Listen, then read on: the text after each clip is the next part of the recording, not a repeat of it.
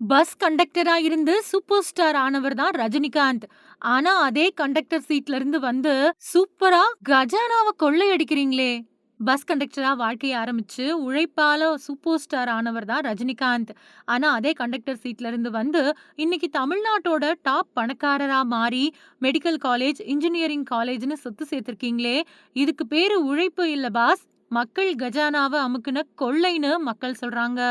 உங்க அசுர வளர்ச்சிக்கு பின்னாடி இருக்கிற அத்தன கதையையும் நம்ம முதல்வர் விஜய் கண்டுபிடிப்பாரு. Are you ready? பாஸ், நேத்து நம்ம தமிழ்நாடு பாலிடிக்ஸ்ல ஒரு மரண மாஸ் ட்விஸ்ட் நடந்துச்சு பாத்தீங்களா? திமுகவோட முன்னாள் மந்திரி, இப்போதைய கொறடா ஏவா வேலுவோட வீடு, ஆபீஸ்னு லஞ்ச ஒழிப்புத்துறை போலீஸ் புகுந்து அதிரடியா ரைடு பண்ணிட்டாங்க. இந்த நியூஸ் வெளிய வந்ததும் சோஷியல் மீடியாவுல அவரோட பழைய ஹிஸ்டரியையும் அவரு வச்சிருந்த பவர பத்தியும் அரசியல் டாக் காட்டு தீயா பரவி எல்லாரையும் வாய் பிளக்க வச்சிருக்கு. நம்ம ஊரு பஸ் கண்டக்டரா வாழ்க்கைய ஆரம்பிச்சு சூப்பர் ஸ்டார் ஆனவரு யாரு அப்படின்னு கேட்டா சின்ன குழந்தை கூட ரஜினிகாந்த்னு சொல்லிடும். ஆனா அது அவரோட உழைப்புக்கு கிடைச்ச சினிமா அந்தஸ்து. அதே மாதிரி ஆரம்பத்துல பஸ் கண்டக்டரா இருந்தவர் தான் இந்த ஏவா வேலு. ஆனா இப்போ இவரு தமிழ்நாட்டோட டாப் பணக்காரர்கள்ல ஒருத்தரா விஸ்வரூபம் எடுத்து நிக்கிறாரு அப்படின்னு அரசியல் விமர்சகர்கள் சொல்றப்பதான் ஜனங்களுக்கு ஷாக்கே ஆகுது. ஒரு சாதாரண தொழிலாளிக்கு எப்படி பாஸ் இவ்ளோ பெரிய வளர்ச்சி? அவரோட பாலிடிக்ஸ் ரூட்ட பார்த்தா ஃபர்ஸ்ட் அதிமுகவுல தான் ஆரம்பிச்சாரு. அப்புறமா திமுகவுக்கு தாவி கலைஞர், ஸ்டாலின்னு 2 பேரோட நம்பிக்கையையும் சம்பாதிச்சு பார்ட்டிக்குள்ள ஒரு பெரிய பவர் சென்டரா மாறினாரு. எலெக்ஷன் டைம்ல யாருக்கு சீட் குடுக்கணும் அப்படின்னு முடிவு பண்றதே இவர்தானாம்.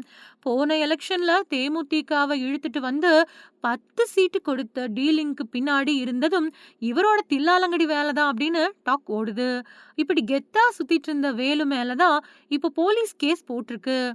அவரு நெடுஞ்சாலைத்துறை மந்திரியா இருந்தப்போ தமிழ்நாட்டுல போடாத ரோட்டுக்கெல்லாம் ரோடு போட்டதா போலி பில் ரெடி பண்ணி கவர்மெண்ட் காசை அமுக்கிட்டாரு அப்படின்னு அறப்போர் இயக்கம் ஆதாரத்தோட கம்ப்ளைண்ட் கொடுத்திருக்காங்க. அதை வச்சுதான் இப்போ ரெய்டு நடந்துட்டு இருக்கு. கோர்ட்ல கேஸ் ப்ரூவ் ஆகி இவருக்கு தண்டனை கிடைக்குமா அப்படின்னு ஜனங்க இப்போ தீவிரமா பேசிக்கிட்டு இருக்காங்க. ஒரு காலத்துல சாதாரண கண்டக்டரா இருந்த ஆளுக்கு இப்போ மெடிக்கல் காலேஜ், இன்ஜினியரிங் காலேஜ்னு பல 100 கோடிக்கு சொத்து இருக்குதுன்னா அது சாதாரண விஷயமா? இவ்ளோ பணம் இவருக்கு எப்படி வந்துச்சு? என்னென்ன தில்லுமுல்லு பண்ணி சம்பாரிச்சாருன்னு பாமர மக்களுக்கே இப்போ டவுட் வந்துடுச்சு. இப்போ நம்ம சிஎம் விஜய் தலைமையில இருக்கிற தாவேகா கவர்மெண்ட் ஊழல ஒழிக்கிறதுல செம்ம ஸ்ட்ரிக்ட்டா இருக்காங்க. நம்ம விஜய் அண்ணன் மட்டும் இந்த ஏவா வேலுவோட அசுர சொத்து குவிப்பு ஃபைலையும் காலேஜ் விவகாரத்தையும் தோண்டி துருவி அடிச்சாருன்னு வைங்க, இதுவரைக்கும் வெளியில வராத பல திடுக்கிடக்கூடிய உண்மைகள் வெளியில வரும். பழைய பவர் சென்டரோட அஸ்திவாரத்தையே அசைக்க நம்ம தாவேக அரசு போட போற அடுத்தடுத்த ஆக்ஷன்ஸ் பாலிடிக்ஸ மொத்தமா கிளீன் பண்ணிடும் பாஸ்.